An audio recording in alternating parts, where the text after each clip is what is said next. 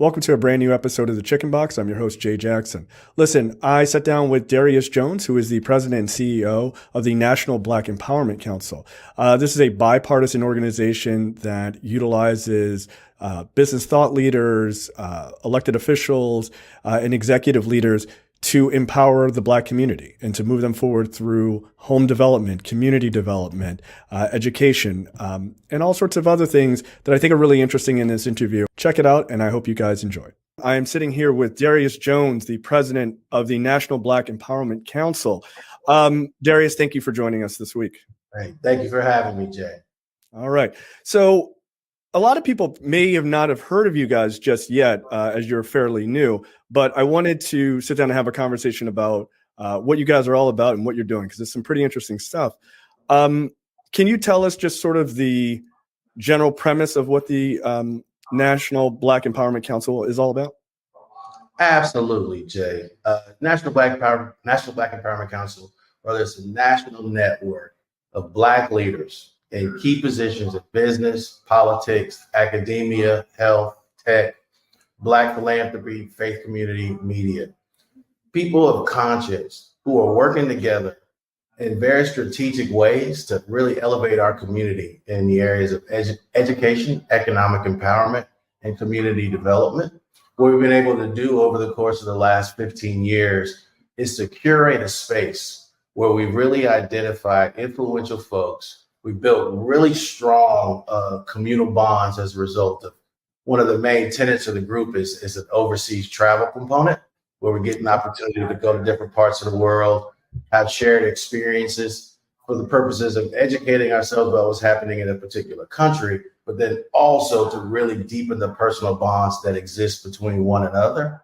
And that way we find that having that core trust that those shared experiences provide, coupled with people's positioning, gives us kind of the dynamics necessary to be able to work together in very trusting and very powerful and impactful ways to do things for the uplift of our community. We've been very blessed since the inception of the organization to go on now to have over 20 mayors who are a part of our organization, over 5 members of the Congressional Black Caucus are part of our larger community, and some HBCU presidents, and just a group of individuals who are highly engaged in civic leadership for the uplift of Black communities. Okay. I have to tell you, in researching you and your organization, I loved this mantra that you guys have, which is life. Yeah, life moves at the speed of relationships. That's a very, very it's a succinct but also brilliant statement, and focuses exactly on what you're saying here. How do you see, from my perspective, your relationships and your partners really are at the sort of the core of what the business or of what the organization is. How we get things done. Right. So who do you see as key allies or partners in this entire process, like from a broad sense? And even specifically, you're mentioning mayors and members of the Congressional Black Caucus. So who do you see going forward as the council grows? Who are your allies and your partners, you think? Well, actually, the way the organization is built is that it's actually a peer-to-peer recommendations are how individuals join the group. We ask individuals to reach out to people that they've known in a personal and professional capacity for at least 3 to 5 years, so that you got a real sense of who it is that you're dealing with.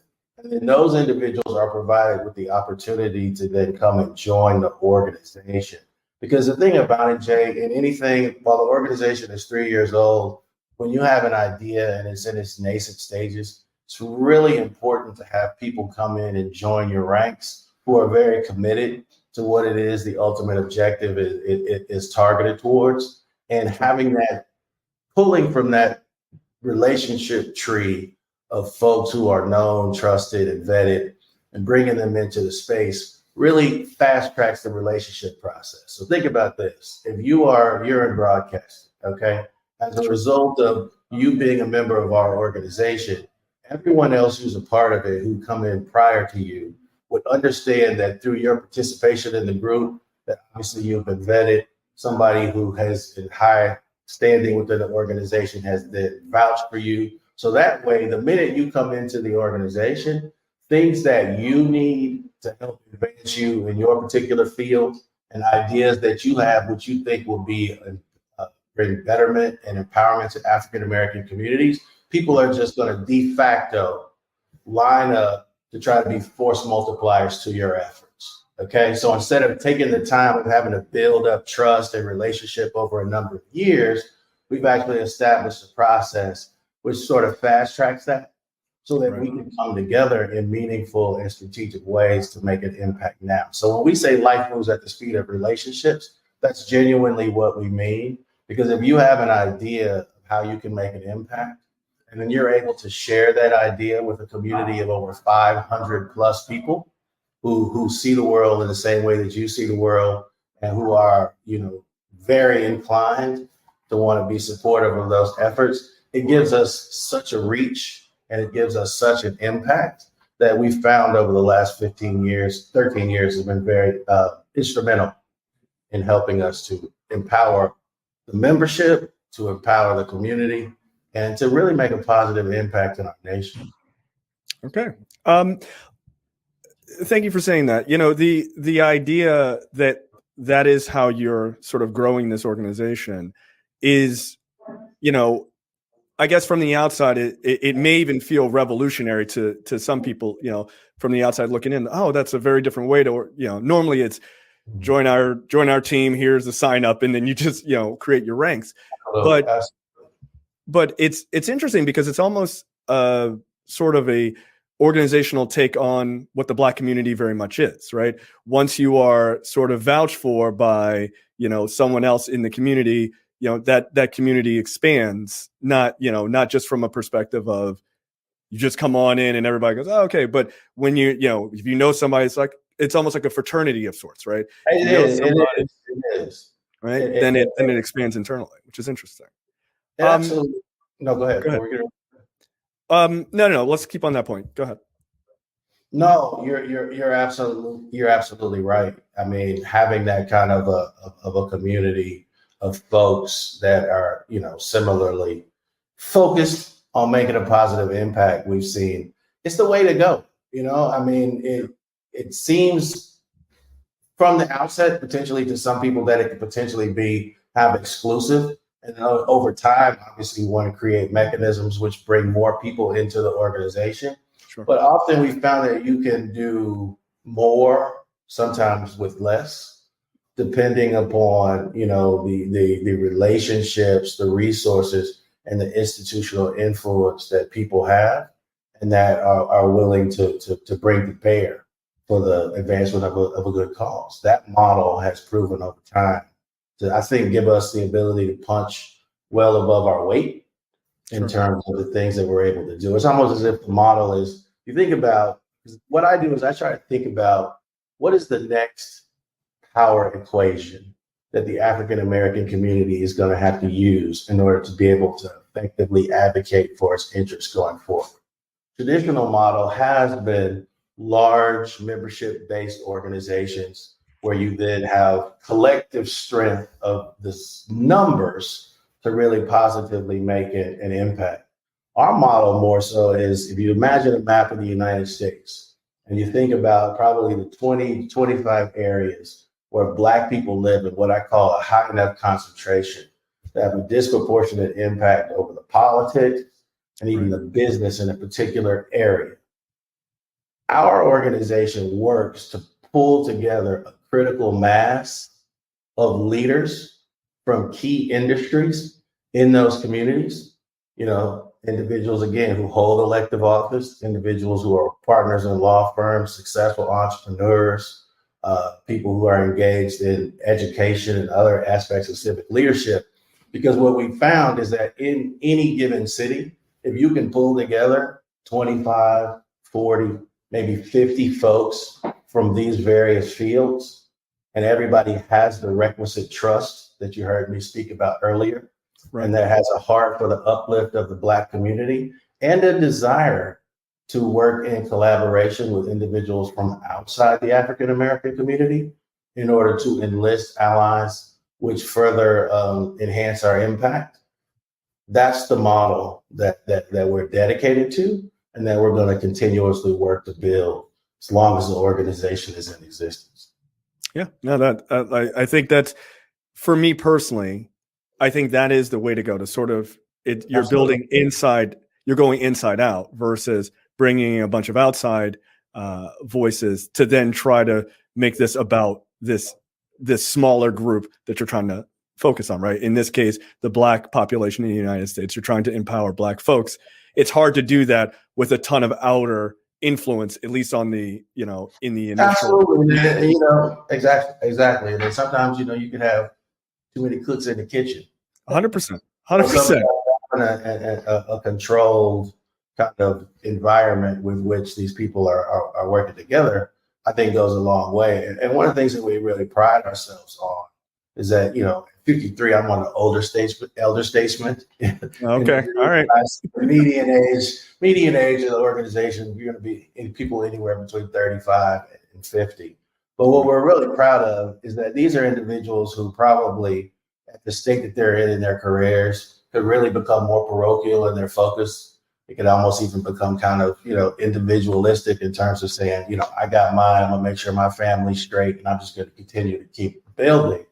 These are individuals who are, while doing that, are also equally as committed to saying, you know what, I have a tremendous debt that I owe to the Black community, my community, because had it not been for all those who came before me and all those who are continuously engaged in the struggle, I wouldn't have a lot of the privileges that I have. So instead of individuals turning away, we turn back to the community, and we turn back to the community in a way which we found to be collaborative. And as a result of the ways in which we collaborate with each other, I think that we're able to have a lot.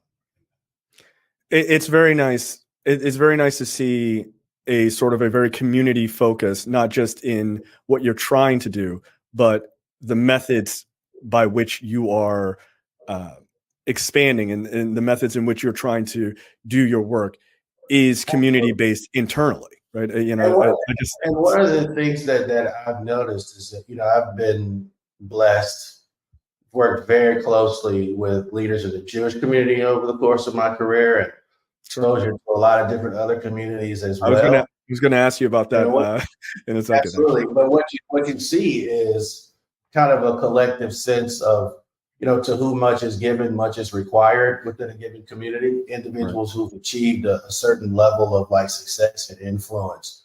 There's a concerted effort to really kind of curate a space where you're bringing those folks together to say it's awesome that you're doing good in your individual capacity, but to the degree to which you can also be brought into a network, into a community of people who really want to kind of grab the reins of leadership, or at least to be individuals who are moving in a collective and productive direction for the uplift of our people. We're going to need you to do that.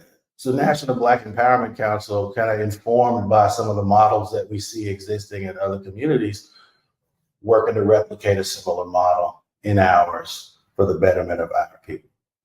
Excellent. Now, so the thing I wanted to talk to you about, I'm glad you talked about sort of these other organizations and other experiences that you've had professionally. You actually were the deputy national political director for Bloomberg's run in 2020, right? For president. I was. It lasts quite as long as I would have liked it to last. Fair enough.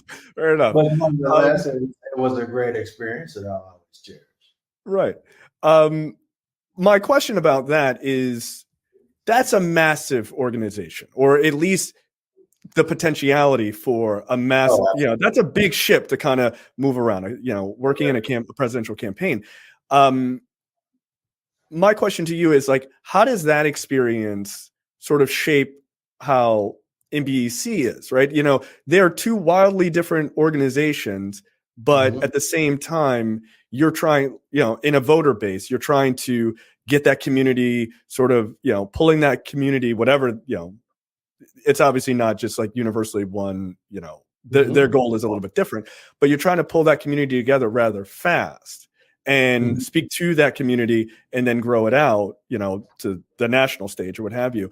But how does your experience there, or did your experience there influence once you started the Absolutely. National Black Empowerment Council? Like, what were the parts of that you could kind of take and say, all right, let's plug it in to this organization that I'm starting? Absolutely. Well, the thing I like to say most about the experience on the Bloomberg campaign as it relates to the larger network that is now NBEC, is that it really gave us a confidence born of what I call demonstrated ability. Sure. I had been working at an organization called APAC, the American Israel Public Affairs Committee, where I was the head of African American outreach. And it was during my time at APAC that a significant amount of the work that was done to create this network began. And interestingly enough, folks at the Bloomberg campaign had begun to kind of hear murmurings about how this network was really starting to become something that could have real impact. And a very good friend of mine, who's a special advisor to the President of the United States and a member of NBEC, Mayor Steve Benjamin, former president of the U.S. Conference of Mayors, was a co-chair on the Bloomberg campaign. And he was like, I think this could be a unique opportunity for the network that you all have built. It's obviously going to still remain connected to the amazing folks in the Jewish community who helped us build it. And additionally to that, this is going to be a unique opportunity to kind of beta test the impact and the influence of this network. So when we came over to the Bloomberg campaign, we had to really get things popping in a very short time, super fast. Right. So because the network is built along this model of having a critical mass of leadership in all these different cities, and because we're blessed to have, in addition to the mayors, a network of over 80 other plus elected officials all across the country, when it came time to start moving in those primary states, we didn't, within the African American aspect of the Bloomberg operation, we didn't really have to like wring our hands trying to figure out who we could engage with. We already had mayors, we already had state representatives, we already had university presidents, people who had, bulletproof credibility on Black issues within those particular cities and who understood the Greenwood Initiative, which was Bloomberg's absolutely revolutionary plan for how he was going to uplift the African American community. When folks were able to read about that, and I was able to kind of push the button on the activation of the network, we really started to make things happen locally to fast track the campaign. And then, unfortunately, when it ended and COVID hit, and I kind of was sitting there thinking, okay, what am I going to do with the rest of my life? As all of us. I was like, what am I going to do with the rest of my life? I thought back over these last 15 years and I said, you know what? We really have built a network which has tremendous promise. And this is that moment. This is that inflection point to say, you know what? I'm going to roll the dice and we're going to make this happen. And, by the grace of God and by the tremendous friendship and support from a lot of folks within the African American community and outside of the African American community, particularly the Jewish community, we were able to really get this thing going.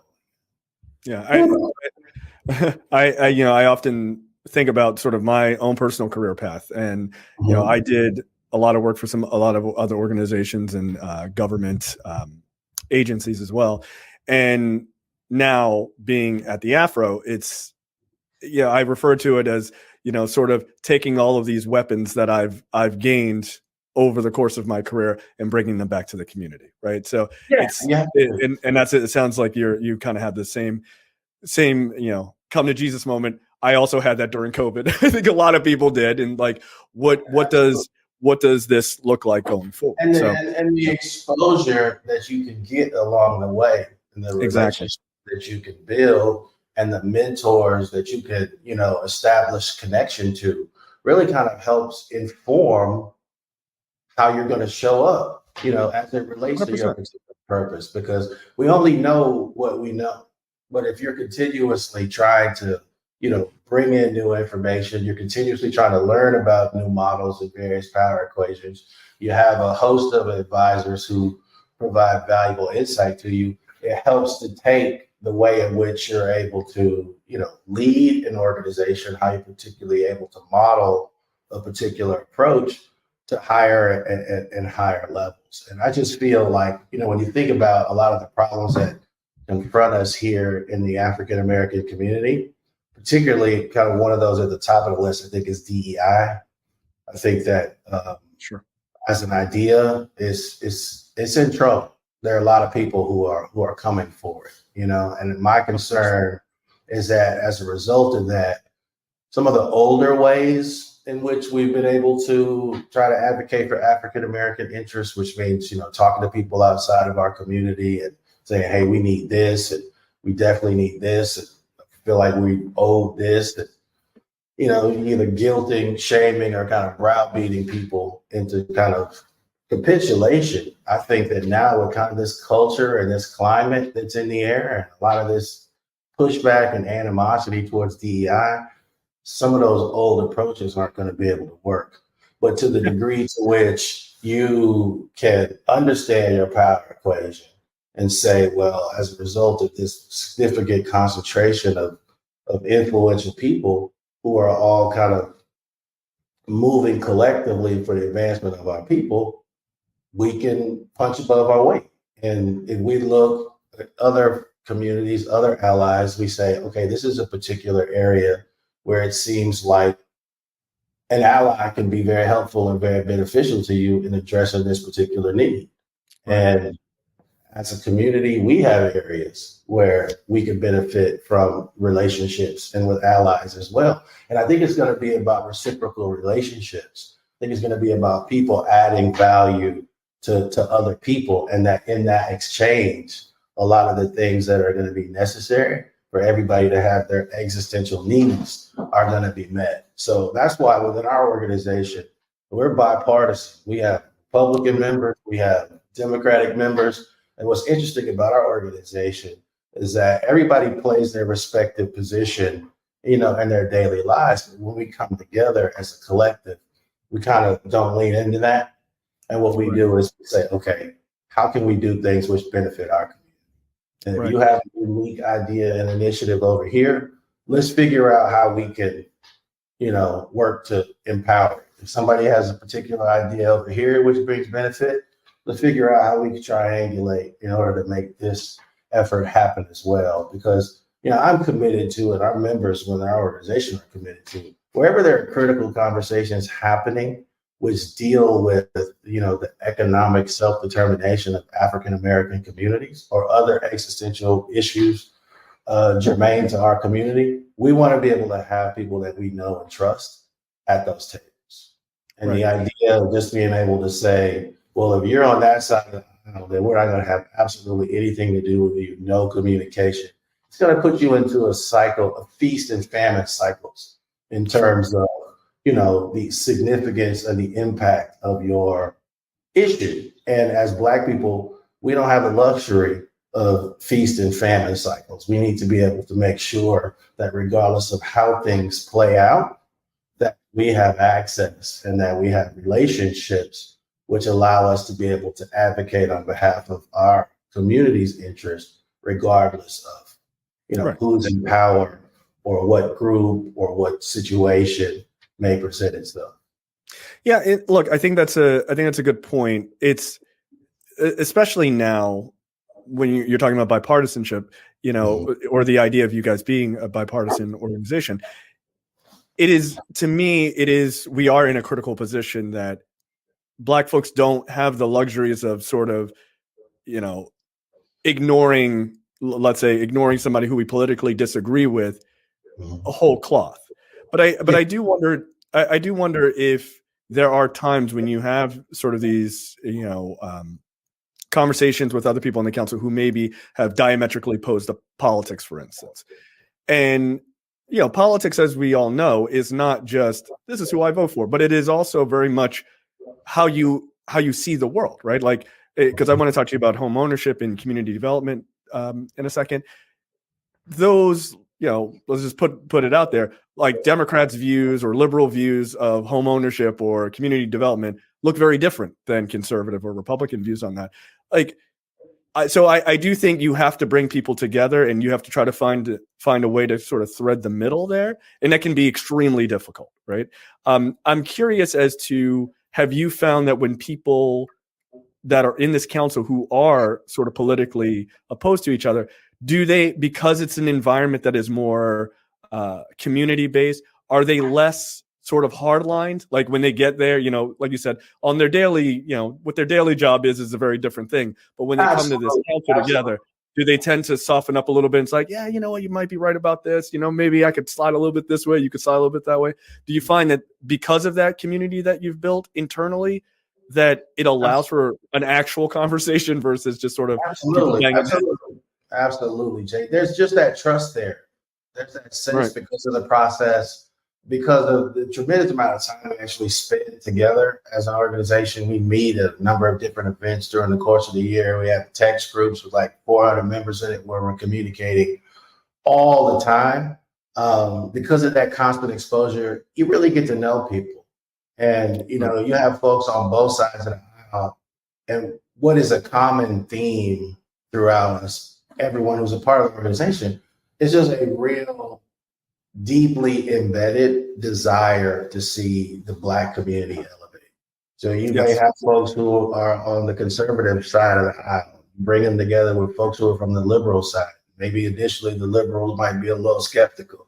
But then when you hear the conservatives actually talk, articulate, their concern for the uplift of our community as well, and folks feel how genuine that is. It's that tie that creates the magic. It's that tie which enables us to be able to work together. So that, I might turn on the news one day and see you on the conservative network and, hear you doing your thing and may cringe a couple times. Right, sure. I also balance that against the lived experiences that I have with you, of being able to talk to you, in unguarded and more genuine moments where we actually collaborate on things for the benefit of our community. I know election seasons make it a little bit more challenging. 100%. 100%. Than non-election years. Yeah. But, we've been at this now for a good while. And I'm confident that we're going to continue to be able to thread that needle at times. So as we move forward. Yeah, I think trying to get past just sort of the political, sort of loggerhead situation and just kind of get to at the core of it. All of that is, that is what it is. But at the end of the day, what are we trying to do? Are we trying to empower and advance the Black community? The answer is yes on both sides. All right, then there is a middle ground that we can find, right? We don't have to agree on everything, but if we're all at least trying to move in the same direction, I think that matters a lot. And I think you're right, especially during election years, that is often lost. In that absolutely. I mean, just like we've had individuals in our organization who've held very high positions, close to an advisory positions to the president, literally in every administration since George W. Bush. So we've had people who have matriculated within the White House, again, Republican, Democratic administrations. We've had folks in Republican administrations who had ideas, who had policies that were ready to go, that were going to be able to be very beneficial to Black communities. But depending on the leader of that particular Republican administration, there was initial resistance to people saying, I don't want to have anything to do with something that's coming from that source. But because we have folks in our space who know each other and who trust each other, that Republican administration, through National Black Empowerment Council and through our community, were able to find leaders who were open and amenable to being the first wave of receiving some of those funds around empowerment zones and things like that, which ultimately started to bring benefit to Black communities. And then as a result of their taking kind of that initial step, other folks start to say, okay, that's how we're moving now. And then it broke the log jam, and then a tremendous amount of resources came out that brought benefit and uplift to Black communities. And we're proud of that. The thing about it, like, this is the first time it's ever been publicly discussed, because that's not really how we move. We try to do things which move the needle, and it's not about having press conferences. It's not about, 60-minute interviews. It's just about being able to look each other in the eyes at the end of the day and say, I see you. And together we were able to to move and make that. Right. And look, I think sometimes that is the best method. I mean, it is what I would argue is a more reasonable version of the sort of backroom deals with, martinis and cigars that was like in the 1950s. Yeah, Right? But it's a real thing, right? It's a real thing. Like but it's very real. When you are sitting across from somebody, it makes a difference. It's life moving at the speed of relationships. That's how 100%. That's how we 100%. choose to characterize it. And the more of those relationships that you have, the more positive things we believe that you can make happen. Yeah, I agree. Let's pivot to home ownership. The NBEC, one of your plans, or one of the things that you guys worked on, was an initiative about Black home ownership, right? And so my view, especially growing up and being from Baltimore is sadly very infamous for being one of the first cities with redlining and sort of neighborhood isolation, like laws on the books sort of thing. Of course, we were not the last, unfortunately. And my question to you is, can you talk about the success you guys had with the home ownership initiative and what your future plans are with this? Absolutely. So it's a new program. We've been at it since April. It's a partnership between the National Black Empowerment Council, the Rocket Community Fund, and Goodwill of North Georgia. A lot of people think of Goodwill just as kind of like a bargain shopping outlet, but in fact, workforce development, providing training for people who are trying to transition between different careers is really one of the main staples of their work.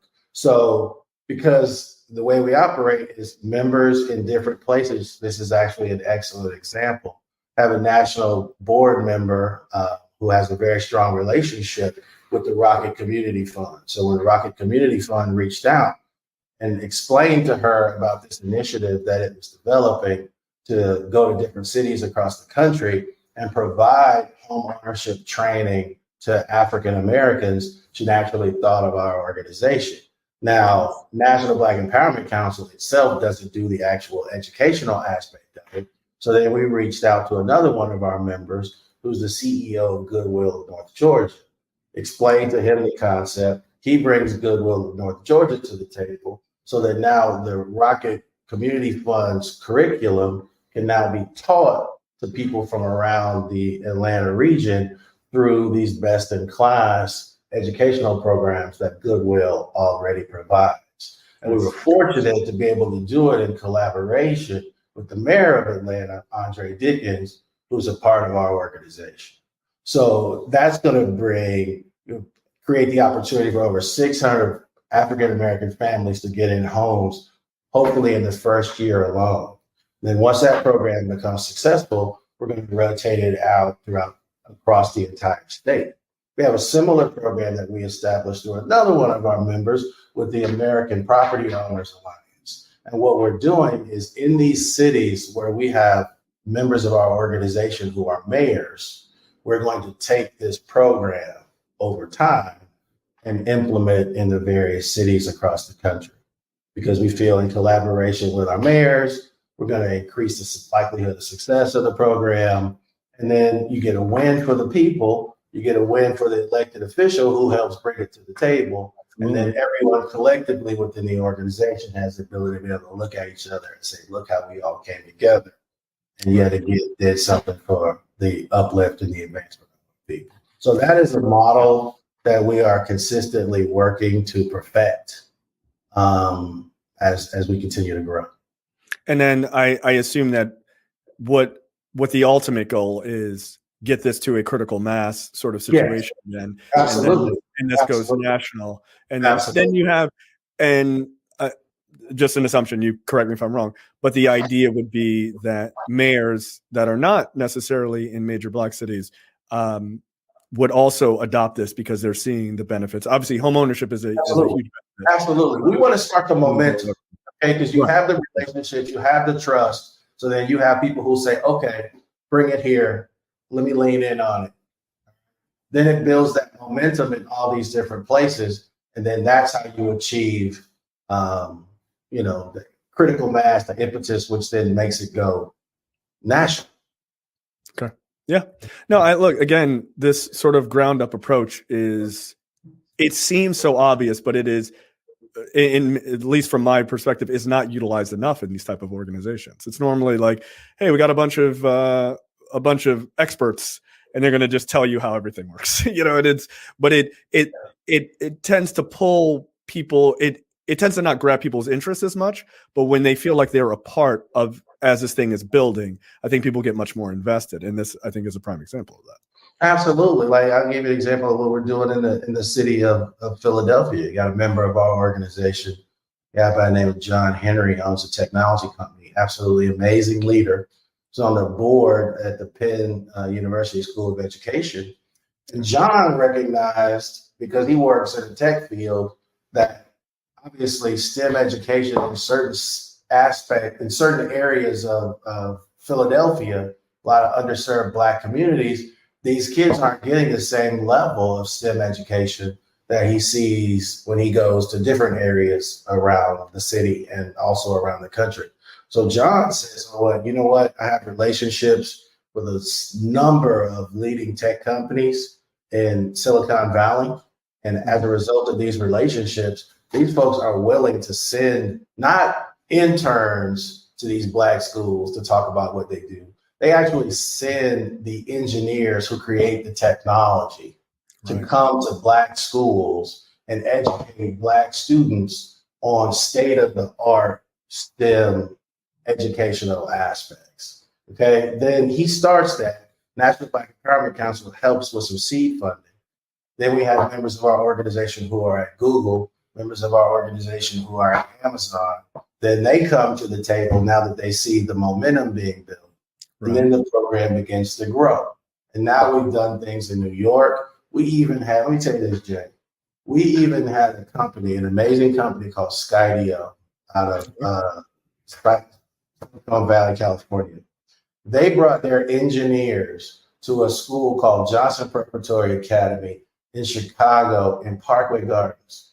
I don't know if you know what Parkway Gardens is, but Parkway Gardens is better known as O Block. Like it's an area in Chicago where a significant number of the unfortunate tragedies and homicides are happening on a consistent basis.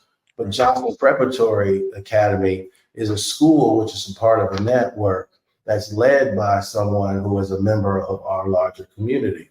So as a result of the relationship, we were able to, first of all, get access to the school. And when I say this is a school that tends not to get these types of opportunities, sure, we were able to bring, the engineers from Skydio to Parkway Gardens for them to sit down for a day with these promising young Black students and provide them with the exposure around STEM technology that you don't know what's going to happen with these kids as a result of now them finally having the opportunity to play, to work with drones, to engage in gaming, to do a whole host of things.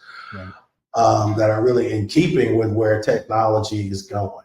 So we're just proud to continuously be able to do that. And then we're going to take that program, like we're doing with the homeownership initiative, and move it around to different cities where we have those relationships in the guise of creating enough momentum for that then to become something that becomes national, fits Black folks all over the country. Yeah, look, I think not underestimating the ability of young Black students by instead investing in them, by giving them this full access to these things. There's always these news stories of like, shocking, these kids really took to this. Like, yeah, it's just because they're not given these opportunities. So making those chances. And then a lot of times you have schools or you have these programs that are doing really good work, but they may not have the access to some of these companies which are looking to do something in a similar vein. So by having folks who are at a particular station within their careers or positioned across multiple industries, their reach is expanded because now you have people who understand the need of a particular community. And if they're influential within that space, they know which institutions, they know which companies, they know which resources to then bring to the table in order to force multiply, this grassroots effort. Right. Again, cutting out the sort of middleman of creating a trust and like a background of those potential relationships. You're already there, right? This web of these individuals has already been created, so you can move quicker and sort of build up this access inside the community in a way that you could never do if I just reached out via email for the first time and said, hey, would you guys like to come to this school? And it's like, all right, give us 6 months to research why this is not a good idea for us. Exactly. Whereas in our model, it's, you know what, I know this person, they're part of what we do. I know how they became a member of our organization, and therefore I'm trusting them and I'm ready to go. And folks just, we lean in. And because integrity is infused into the culture of the group, we never have instances where people feel like they were burned as a result of trying to extend latitude to others. So we are fiercely protective over that. We police it on a regular basis because we know how essential it is to the continued success. But everyone realizes that we're not doing this for ourselves. When you incorporate it into a larger vision, then it starts to become less about self and more about the greater goal. And when you have people who are subscribed to that way of thinking, it tends to make it a whole lot easier to do what's necessary to get things done. Okay. No prima donna. No prima donna. Fair enough. I think that's probably a good idea. Let's talk about community development. You or your website says, quote, repairing societal issues and even advancement for us requires at the NBEC to deal with human rights, equity, diversity, participation in society, and access to resources are essential to a life of dignity, fulfillment, and wealth building. And to that, I say, there's almost sort of a never-ending game of whack-a-mole, right? Of these sort of rising issues that make it more difficult for the Black community.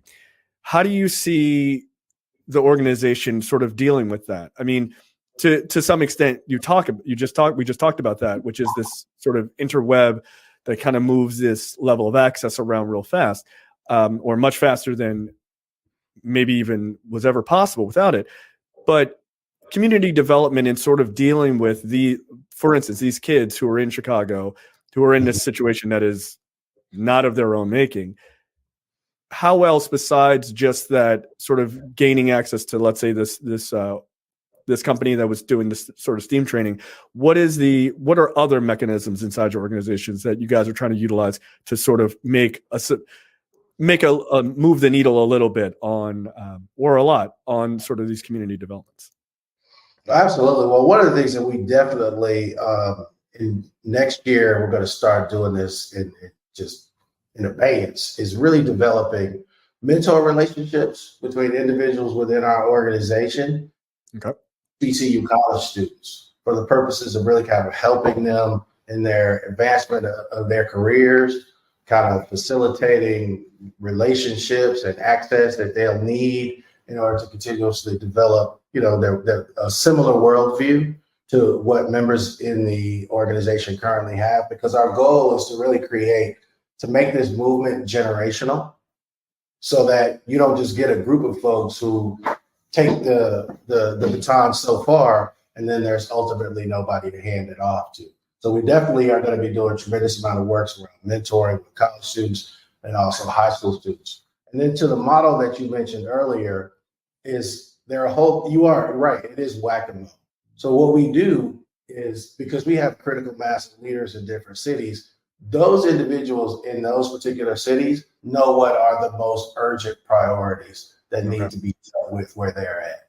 What people are trying to accomplish for the uplift of Black people in Cleveland is going to be similar to what's happening in Atlanta, but there will be different dynamics. There'll be different priorities. There'll be a different focus in those cities. So what we do is each group, each chapter essentially has its prescription for what it feels needs to be done, again, in the areas of economic empowerment, education, and community development. And then we trust our members to come up with ideas that the National Black Empowerment Council can then help to seed fund, and then to help bring other resources from different areas around the country in order to force multiply those programs. Okay. Because again, there's so many different things, but the notion of just kind of having one general idea of what absolutely needs to be done, that's not the best way to approach it. Like Tip O'Neill said, he said all politics is local. Yeah. And I think the address of concerns of a particular community are also equally locally focused at times. Yeah, absolutely. I have two last questions. They're sort of interconnected. So, Okay. So now clearly, now more than ever, right? We're in the hotbed of election season, right? I think we have like 59 days left or something. Yeah. But we're on a precipice of the potential first Black woman president of the United States. And yeah. I'm just wondering if you guys, do you see the NEBC or NBEC making a larger push to sort of capture the administration, that potential administration's ear? And, do you have any plans of like, okay, this is a person from our community. Are there, thoughts on, okay, if this is going to happen, this is where we're going to go. If it doesn't happen, we're still pushing and doing our normal things. But is there a thought process inside your organization of like, this may be an opportunity to sort of get even maybe a little bit more hooks into the views of the White House? So what I'll say, as a nonprofit 501c3 organization, we don't actually advocate on behalf of a candidate. But what we've been fortunate to have, and I may have mentioned earlier, that we've had a really robust presence at the Republican National Convention, and we were also present in a significant way at the Democratic National Convention just a couple of weeks ago in Chicago. And we're able to do that because we have members who have influential positions within both parties. So therefore, we did events with them in collaboration in order to start to build relationships on the Republican side, deepen existing relationships on the Democratic side. And from a National Black Empowerment Council, our hope is that obviously we have our own personal feelings about how we would like the election to play itself out. Sure. But from an organizational standpoint, we just want to be able to help those members in what they're doing on both sides of the equation, so that regardless of how the election turns out, we will have people who we'll be able to talk to in order to help us advance a particular agenda. Okay, that's fair. So, our personal feelings, we're human beings. Obviously, we have our preferences, but as an organization which is dedicated to trying to make things better for Black folks, we hold enough of that back and just try to work through our members so as to make sure that regardless of how things shake out on November 6th, we will not be locked out, and then therefore we won't be able to be as effective advocate as we endeavor to be. Right. No, I think that's the smart money, which is, kind of keeping these channels of communication open on either side. But I was curious to see if there was any sort of like, thought processes, but I can understand the idea of what your personal views are versus what the organization's sort of set of goals is. And then my last question is, the organization is responsible for giving $250,000 to support voter education in Detroit.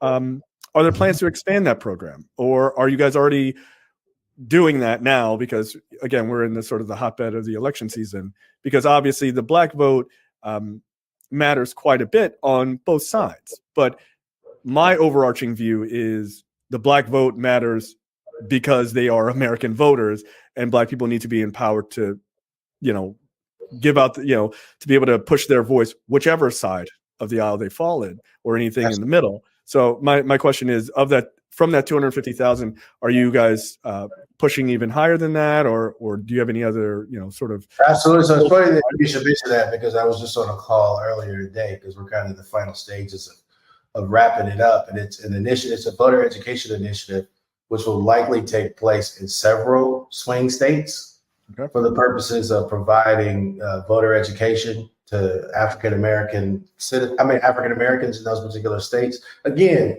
not on the side of a particular candidate. Right. Just being educated. Raise awareness about the critical issues, make sure folks are actually informed about the process of being able to cast their vote, both in early voting and or election day. And we're going to have some street teams involved to really kind of make sure that folks are going to be out, because we always want to do everything possible to ensure continuously elevated levels of Black voter participation. And a lot of times folks tend to be either apathetic or not necessarily engaged in the process, not entirely because they don't care, but sometimes just because they're not truly informed about the key issues and the potential impact that those issues have on their lives. Right. Yeah. I think that, just the Black voice in the voting populace it's often largely ignored right until the election comes up, every 2 years. And so it's nice to see organizations feeling that education around this is incredibly important, not just vote for this person or vote for that person, but just but I want you to know why you're voting for that. Absolutely. Right. It's important to be an informed and engaged electorate. So anything that we can do to add to that information and engagement element, that's something that we're always going to work to do. Yeah, civic engagement is incredibly important no matter what side of the aisle you find yourself. You are a part of this democracy, and your participation is necessary. I'm super excited, man, because as we talk, I'm in the process of wrapping things up, because Congressional Black Caucus is next week. CBC is next week. 100%. So we're super excited as an organization, and we have 3 ambassadorial dinners. We have a dinner one night with a group of African ambassadors. We have a dinner the next night with the Israeli ambassador, and then on the third night we have dinner with a group of Caribbean ambassadors. And then that evening, Thursday night, we're having the National Black Empowerment Council. We're having our annual Urban Leadership Institute reception during Congressional Black Caucus. Hey, man, if you're in DC, you definitely want to check it out, Jay. It's your event during Congressional Black Caucus. All right, look, that sounds like an invitation to me. So what we normally do is we have you have all of our guests sort of get on the box and speak a truth, so to speak, and give us sort of what you want people to take away from this conversation. So I will give you your 30 seconds to a minute to do your thing. Hey, I just want to say this, man, to all Black people out here who are listening. We're the ones that we've been waiting for. The cavalry's not coming. Okay, I mean, it's going to be time, and it's going to be incumbent and inherent on all of us to really begin to work together and put our shoulder to the wheel for the continued uplift and advancement of our people. It would be nice to be able to have the luxury of having a lot of folks kind of lean back and be disengaged and kind of leave the lion's share of the work to others. I don't think that's the case. I think it's necessary for us to begin to work together collaboratively, intelligently, strategically, and in a solution-oriented fashion to access the right doors, have the right conversations, and build the right relationships to continuously make things better for our people. It's on us. It's on us. All right. So I will finish out by saying that, Darius, thank you for joining us. I thought that was a really great conversation. Look, the National Black Empowerment Council is the type of organization that is needed now more than ever. And I think that building these sort of organizations, but in a general aspect, we succeed and we move forward positively by leaning on our most powerful weapon, which is the community, right? Okay. We have stayed together through the most horrendous things as Black people, and at the core of it has been community. And it is nice to see, going all the way from then to now, that organizations like the NBEC are using community as the basis for moving Black people forward. And I cannot help but to support that. So, thank you. Yeah, no problem. Darius, thank you very much. Again, Darius Jones, the president of the National Black Empowerment Council. Check those guys out. Your website is, I want to make sure I tell everybody, thenbec.org. So check that out. And you can join to get official updates and things like that. Look, Darius invited you very specifically to the Congressional Black Caucus. He's looking for you. So make sure you check that out as well. Darius, thank you very much. And Thank thank you, you guys for listening. And thank you All guys right. for listening to the Chicken Bless. Box. And we will see you guys next.